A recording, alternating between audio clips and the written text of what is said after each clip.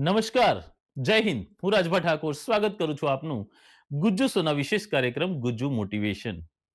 નિરહંકારી, નિરાભિમાની આજનો વિષય છે.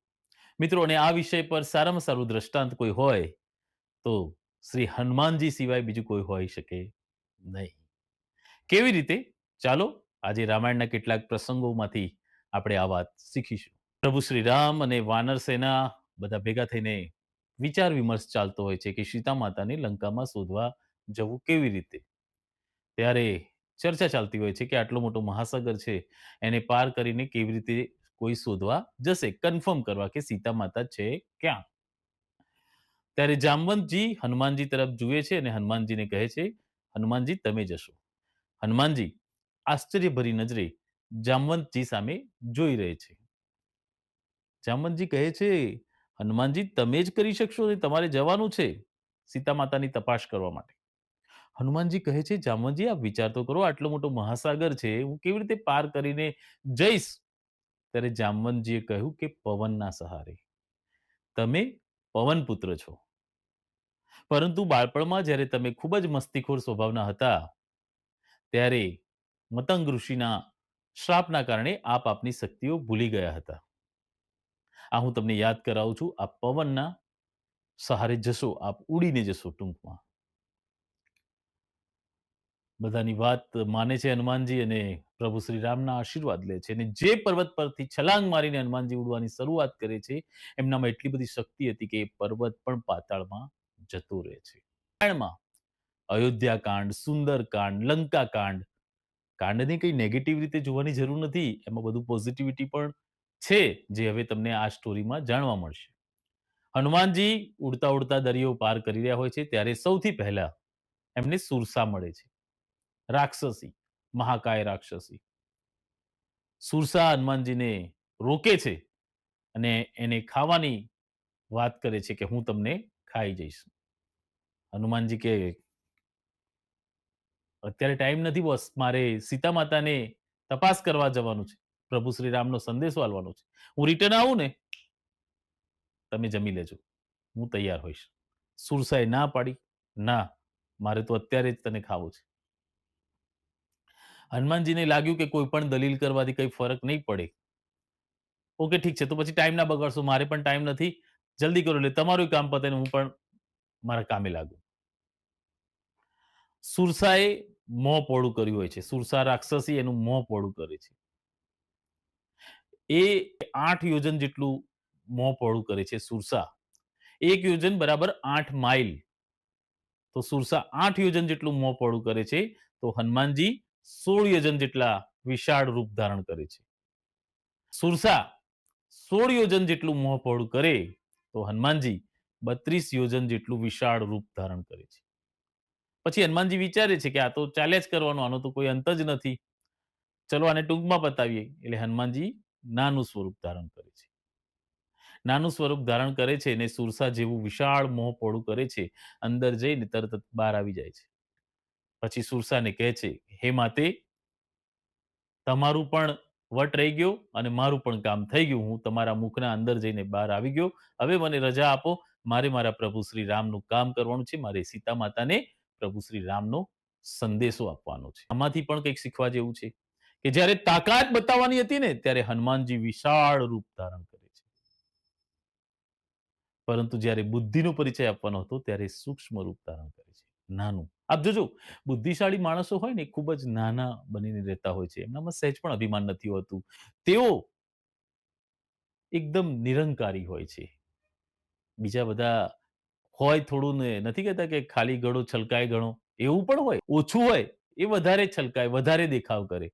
પરંતુ જે સમૃદ્ધ છે, જેની પાસે જ્ઞાન અને શક્તિ અને સમૃદ્ધિનો સમન્વય હોય, ખજાનો હોય, એ લોકો તમે જોજો ખૂબ જ નાના બનીને રહેતા હશે, ખૂબ જ પાતળા બનીને રહેતા હશે. જેનામાં અભિમાન આવી જાય, ચાહે બુદ્ધિનું, સમૃદ્ધિનું, સત્તાનું, શક્તિનું, તો સાહેબ એના પતનની ત્યાંથી શરૂઆત થઈ જાય છે. આ સ્ટોરીમાંથી આપણે એ શીખીએ છીએ કે હનુમાનજીએ જ્યારે તાકાત બતાવવાની હતી ત્યારે વિશાળ રૂપ ધારણ કર્યું હતું. પરંતુ જ્યારે બુદ્ધિનો પરિચય આપવાનો હતો ત્યારે નાનું સૂક્ષ્મ રૂપ ધારણ કર્યું હતું. એનાથી આગળ જાય છે ત્યારે સિંગિની મળે છે. સિંગિની એક એવી રાક્ષસી હતી કે જે પડછાયો પકડીને કંટ્રોલમાં કરી લેતી હતી અને શિકાર કરતી હતી. એની સાથે પણ હનુમાનજી વિજય પ્રાપ્ત કરીને આગળ જાય છે. લંકા આગળ પહોંચે છે ત્યારે લંકાના મહેલ આગળ લંકિની નામની રાક્ષસી પહેરેદાર તરીકે કામ કરતી હોય છે. હનુમાનજી એને પણ એક જોરથી મુક્કો મારે છે ને તે મૂર્છિત થઈ જાય છે, બેભાન થઈ જાય છે થોડીક ક્ષણો માટે. હનુમાનજી વિચાર કરતા હોય છે કે કેવી રીતે અંદર જઈશું, આગળનું પ્લાનિંગ કરતા હોય છે. ત્યાં ફરીથી લંકીની રાક્ષસી જે હોય છે એ ભાનમાં આવે છે ને લંકાનું દ્વાર ખોલે છે, દરવાજો ખોલે છે. તો હનુમાનજી આશ્ચર્ય સાથે લંકિનીને પૂછે છે કે તું તો આ લંકાની પહેરેદાર છે અને હું તો બહારથી આવી છું, રામનો દૂત છું, તો મારા માટે તે દરવાજો કેમ ખોલ્યો? ત્યારે લંકિનીએ કહ્યું કે જ્યારે બ્રહ્માજીએ રાવણને વરદાન આપ્યું હતું ને, ત્યારે જતા જતા મને પણ એક ટિપ્સ આપતા ગયા હતા કે જ્યારે કોઈના મુક્કાથી તું મૂર્છિત થઈશ ત્યારે સમજી લેજે કે રાવણના પતનની શરૂઆત થઈ ગઈ. એટલે મેં આ દરવાજો આપના માટે ખોલ્યો. હનુમાનજી અશોક વાટિકામાં જ્યાં સીતા માતા હોય છે ત્યાં પહોંચી જાય છે. ઝાડ પર બેસે છે અને રામ ભગવાને જે વીંટી આપી હોય છે એ સીતા માતાની પાસે નાખે છે. સીતા માતા વિચાર કરતા હોય છે કે આ વીંટી આવી ક્યાંથી? આ તો પ્રભુ શ્રી રામની છે. એટલે ધીમે રહીને પછી હનુમાનજી સીતા માતા પાસે આવે છે. સીતા માતાને કહે છે કે મને પ્રભુ શ્રી રામે મોકલેલો છે. ત્યારે સીતા માતા સ્વાભાવિક રીતે હનુમાનજીને પ્રશ્ન પૂછે છે, હું કેવી રીતે માની લઉં કે તમે પ્રભુ શ્રી રામના દૂત છો? આપણા જેવું કોઈ હોય અને કોઈ પૂછે કે હું કેવી રીતે માની લઉં કે તમે ફલાણા મિનિસ્ટર સાહેબના કે ફલાણા નેતાના ખાસ છો, અંગત છો? તો આપણે બધા ઘણા બધી મોટી મોટી ડંફાસો મારીએ, પરંતુ હનુમાનજી માત્ર આ જ વાક્ય કહ્યું કે હું પ્રભુ રામજીનો સેવક છું, એમનો દૂત છું અને પ્રભુ શ્રી રામની સોગંદ ખાઈને કહું છું. આનાથી વિશેષ હું કંઈ જ કહી શકું એમ નથી. ત્યારે સીતા માતા સમજી જાય છે કે એ પ્રભુ શ્રી રામના દૂત છે. મિત્રો, જ્યારે કોઈ બહુ જ મોટી વ્યક્તિ અથવા કોઈ બહુ મોટું વ્યક્તિત્વ જેને આપણે આરાધ્ય તરીકે કે પ્રેરણામૂર્તિ તરીકે પૂજતા હોઈએ છીએ ને, ત્યારે આપણી ઓળખ બીજી કંઈ બતાવવાની જરૂર જ નથી હોતી. માત્ર એ વ્યક્તિનું નામ જ આપણા માટે મોટામાં મોટી ઓળખ હોય છે. જે રીતે હનુમાનજીએ માત્ર એટલું જ કહ્યું કે હું મારી કોઈ બહુ મોટી ઓળખાણ નથી. પણ હા, એટલું ચોક્કસ કહી શકું કે હું પ્રભુ શ્રી રામનો દૂત છું અને પ્રભુ શ્રી રામનો સેવક છું અને એમનો સંદેશો લઈને આપની સમક્ષ આવે છે. મારી પાસે આનાથી મોટી મારી પાસે બીજી કોઈ ઓળખાણ છે જ નહીં. સીતા માતા કન્વિન્સ થઈ જાય છે. પછી સીતા માતા થોડી ફરિયાદ કરે છે કે જ્યારે ઇન્દ્રદેવના પુત્ર જયંત એમણે કાગડો બનીને રામની પરીક્ષા લેવા માટે મારા પગ પર ખાલી ચાંચ મારી હતી ને, ત્યારે પ્રભુ શ્રી રામે ગુસ્સામાં ક્રોધિત થઈને એમની એક આંખ ફોડી નાખી હતી. અને અત્યારે રાવણ જ્યારે મારું હરણ કરીને અહીંયા મને લંકામાં કેદ કરીને રાખી છે, તો પ્રભુ શ્રી રામ કેમ કંઈ કરતા નથી? ત્યારે હનુમાનજીએ કહ્યું કે પ્રભુ શ્રી રામ સમય આવે બધું જ કરશે. તમે એની ચિંતા ના કરશો.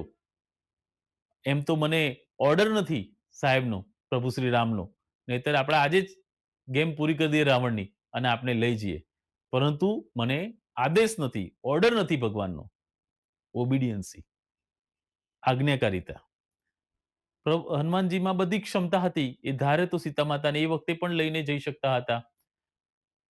રાવણને પણ પરાજિત કરી શકતા હતા. પરંતુ ક્યારેય પોતાના આદર્શ, પ્રેરણામૂર્તિ, આરાધ્ય એનાથી વધારે ડાયા થવું જોઈએ નહીં જીવનમાં.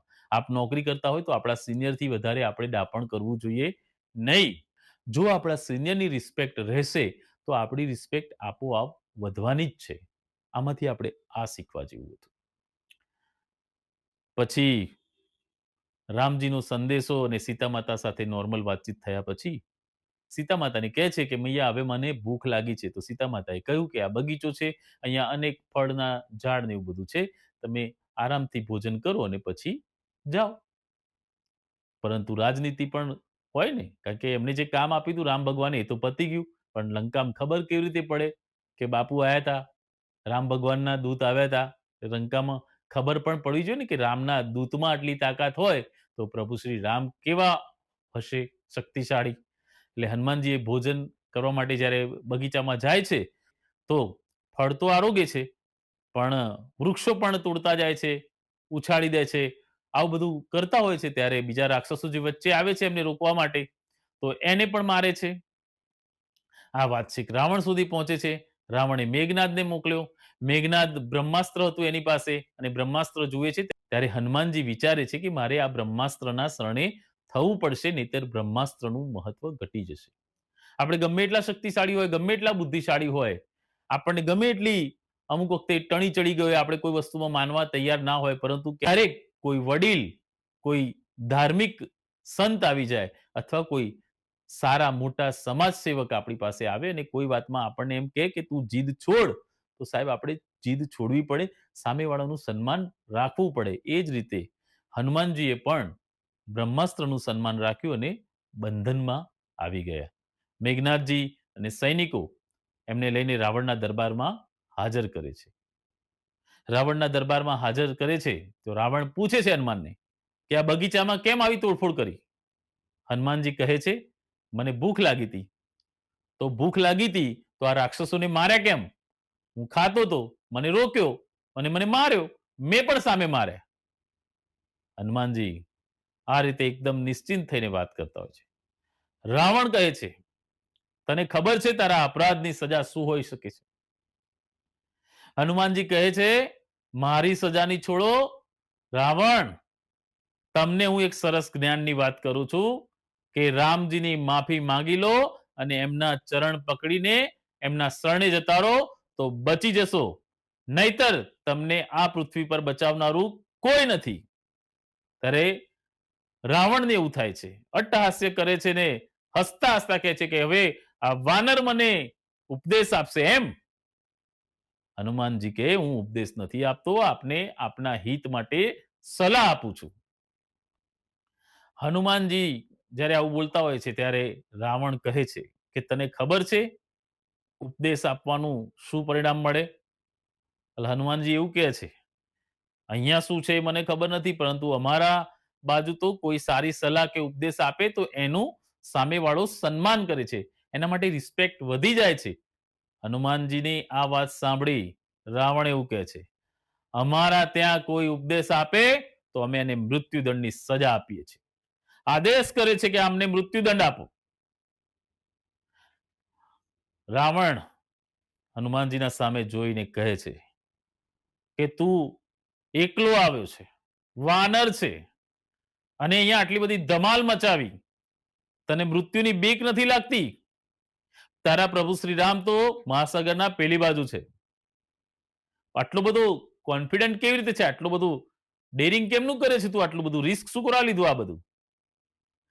ત્યારે હનુમાનજી કઈ જ નથી કરતા, ખાલી હસતા હસતા રાવણની સામે જોઈ રહ્યો છે. ત્યારે રાવણ હનુમાનજીને કહે છે, જો તારી બાજુમાં જ મૃત્યુ ઊભું છે, તને દેખાય છે?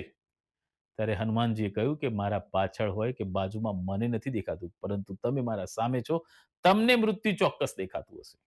અને રહી મારા પ્રભુ શ્રી રામની વાત, તો હું બંધાયેલો છું, મને તમે દોરડાથી બાંધેલો છે, પરંતુ મારો પરમાત્મા પ્રભુ શ્રી રામ એના હાથ બાંધેલા નથી. અને જ્યાં સુધી મારો રામ છે, મારો પરમાત્મા છે, ત્યાં સુધી એના ભક્તને, એના સેવકને, એના દૂતને કોઈ વાળ વાંકો ના કરી શકે, એવી મને મારી ભક્તિ પર શ્રદ્ધા છે. આ વાત ઉપર એક નાનકડો બીજો પ્રસંગ પણ આપણે કહી દઉં કે જે સંત સુરદાસ હતા, એ અંધ હતા, દિવ્યાંગ હતા. રોજ મંદિરે પ્રભુના દર્શન કરવા જતા હતા રણછોડરાયના. ત્યારે ત્યાં, કારણ કે અંધ વ્યક્તિ, દિવ્યાંગ વ્યક્તિને જવું મંદિરે એટલે તકલીફ તો પડે જ, અડચણ આવે, વિટંબણા આવે. એટલે બધા કહેતા હોય છે જે મંદિરે બીજા લોકો હોય છે કે સુરદાસ આપ અંધ છો, દિવ્યાંગ છો, તો આપ આ મંદિરે આવવાનું કષ્ટ શું કરવા કરો છો? આપને તો કંઈ દેખાતું નથી. તો તમને દર્શન તો થવાના નથી, તો શું કરો આટલી બધી તકલીફ વેઠો છો દર્શન માટે? ત્યારે સુરદાસ હસતા હસતા કહે છે કે હું દિવ્યાંગ છું, હું જોઈ નથી શકતો, પરંતુ મારો રણછોડ રાય તો જોવે છે ને, મારા માટે એ જ કાફી છે. આ શ્રદ્ધા હોવી જોઈએ આપણા સુપિરિયર પર, આપણા ઈશ્વર પર. હનુમાનજી પણ એ જ કહે છે કે હું બંધાયેલો છું, પણ મારા રામ બંધાયેલા નથી. અને એટલામાં જ જ્યારે મૃત્યુદંડની વાત થાય છે હનુમાનજીને, ત્યારે વિભીષણજી આવે છે અને કહે છે રાવણને કે ભાઈ આ દૂત છે, દૂતની હત્યા ના કરાય. પછી બધા વિચાર કરવા લાગે છે.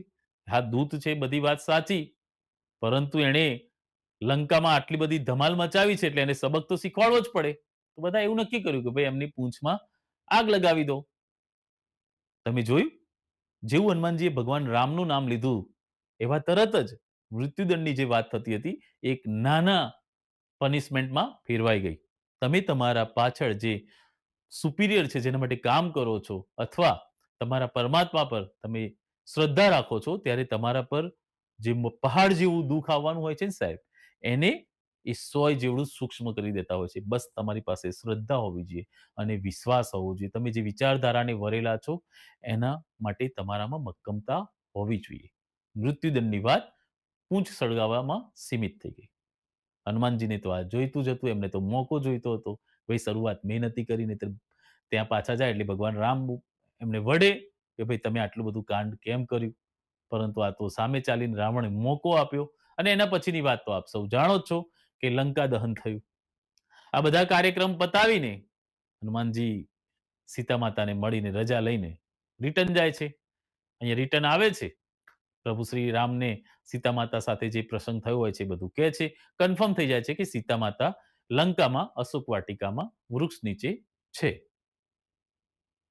પછી વાતો થાય છે કે છેક આટલો મોટો દરિયો પાર કરીને આવ્યા અને સીતા માતાને રામજીનો મેસેજ આપીને આવ્યા.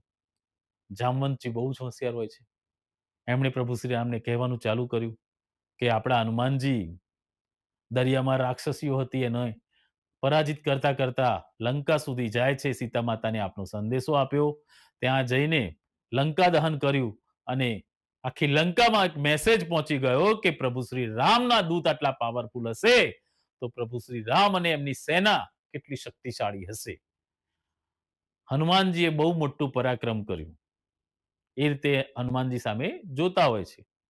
એટલે ભગવાન રામ હનુમાનજી સામે જુએ છે ત્યારે હનુમાનજી એકદમ ડાયા થઈને એમ કહે છે, મેં કશું નથી કર્યું. પ્રભુ મેં કંઈ નથી કર્યું.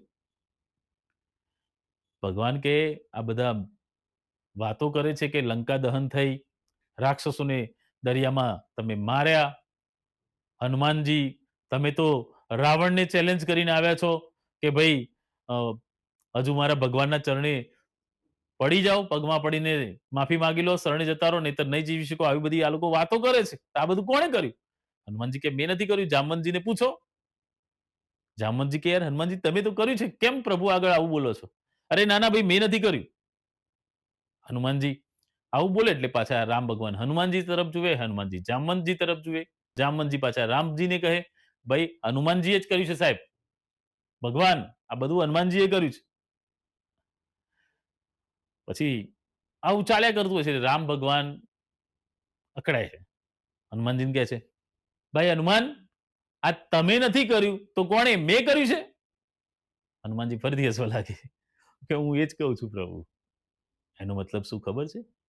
ક્યારેય કોઈ પણ કાર્યની સિદ્ધિની ક્રેડિટ પોતે ના લેવાય. આપણા આરાધ્ય દેવ અથવા આપણા સિનિયર જે વ્યક્તિ હોય એને આપવી જોઈએ. આપણા ગુરુને આપવું જોઈએ. આપણે તો જસ લેવા માટેની ક્રેડિટ લેવા માટે લોકો પડાપડી કરતા હોય છે. એવું ના કરવું જોઈએ. મને યાદ છે કે જ્યારે હું સામાજિક સંગઠનમાં કાર્ય કરતો હતો, ત્યારબાદ રાજકીય સંગઠનમાં કાર્ય કરતો હતો અને મારા વિડીયો ફેસબુકમાં અને યુટ્યુબમાં અમુક મૂકતો હતો, ત્યારે આરએસએસના મારા એક વડીલ મિત્ર છે, શંભુપ્રસાદ શુક્લા, ગોધરા બાજુના છે. એમની સાથે મારી ક્યારેક ક્યારેક ફોન ઉપર વાત થતી હતી. ત્યારે એમણે મને એક બહુ સરસ શીખ આપી હતી કે રાજભા તમારા વિચારધારા ખૂબ સારી છે. તમે સારું બોલો છો. પરંતુ જ્યારે આપણે કંઈક બોલતા હોય, ભલે નાની સભા હોય, આપણે તો કંઈ બહુ મોટા નેતા છીએ ને આપણે એક સામાન્ય કાર્યકર્તા છીએ. તો નાની સભા હોય કે મોટી સભા હોય કે પછી 5,000 માણસોની સભા હોય, જ્યારે તમે કંઈક બોલો છો અને જો પબ્લિક તાળી પાડીને તમને વધાવે છે, તમને પ્રોત્સાહન આપે છે, તો ક્યારેય તમારામાં રાઈ ભરાઈ જવી જોઈએ નહીં. તમારામાં અભિમાનનો છાંટો પણ આવવો જોઈએ નહીં. જેવું તમે એ સ્થળ છોડીને તમે જે સાધનમાં આવ્યા હોય, ગાડીમાં બેસો એટલે આમ કરીને બધું જ કૃષ્ણાર્પણ કરી દેવાનું કે આ બધું મારી ક્ષમતા નથી. હે પ્રભુ, હે પરમાત્મા કૃષ્ણ, આ બધી તારી લીલા છે, તારા આશીર્વાદ હતા અને એટલે આ બધું થઈ રહ્યું છે. આમાં મારો કોઈ જ રોલ નથી. એટલે જ્યારે તમે કોઈ વસ્તુ સારું કાર્ય કરો કે કોઈ સિદ્ધિ પ્રાપ્ત કરો, એનો ક્રેડિટ અથવા જશ તમે જાતે લો ને તો તમારામાં અભિમાન આવે જ. પરંતુ આપણે તો બધું જ કૃષ્ણાર્પણ કરી દેવાનું. કારણ કે પ્રભુની ઈચ્છા વગર તો કંઈ શક્ય જ નથી. જ્યારે મેં કર્યું, હું જ કરી શકું એવા શબ્દો આવે ને સાહેબ, ત્યારે આપણામાં અભિમાન આવે અને ગમે તેવો મોટો રાજા હોય, ગમે તેવો મોટો નેતા હોય, સાહેબ એના અંદર અભિમાન આવે ને, ચાહે સત્તાનું આવે, શક્તિનું આવે, પૈસા સમૃદ્ધિનું આવે કે તાકાતનું આવે. એટલે ત્યાંથી એના પતનની શરૂઆત થઈ જાય છે. મિત્રો આજની આ મોટિવેશનલ સ્ટોરી આપને કેવી લાગી કમેન્ટ કરીને જણાવજો અને જો ગમી ગઈ હોય તો લાઈક કરી દેજો અને અમારી ચેનલ પર પહેલી વાર આવ્યા હોય તો સબસ્ક્રાઇબ કરવાનું ભૂલતા નહીં અને જો તમને લાગે કે તમારા કોઈ મિત્ર કે સગાવાલાને આ વિડીયો મોકલવા જેવું છે તો આની લિંક શેર કરી દેજો. મિત્રો અમે પ્રયત્ન કરીશું આવા જ સારા સારા મોટિવેશનલ અને પોઝિટિવ વિડીયો આપની સમક્ષ લઈને આવવાના. રોજ સવારે 8 વાગે જોતા રહો. Gujju show. Thank you very much. હું રાજભા ઠાકુર આપની રજા લઉં છું. વંદે માતરમ. ભારત માતા કી જય. જય શ્રી રામ.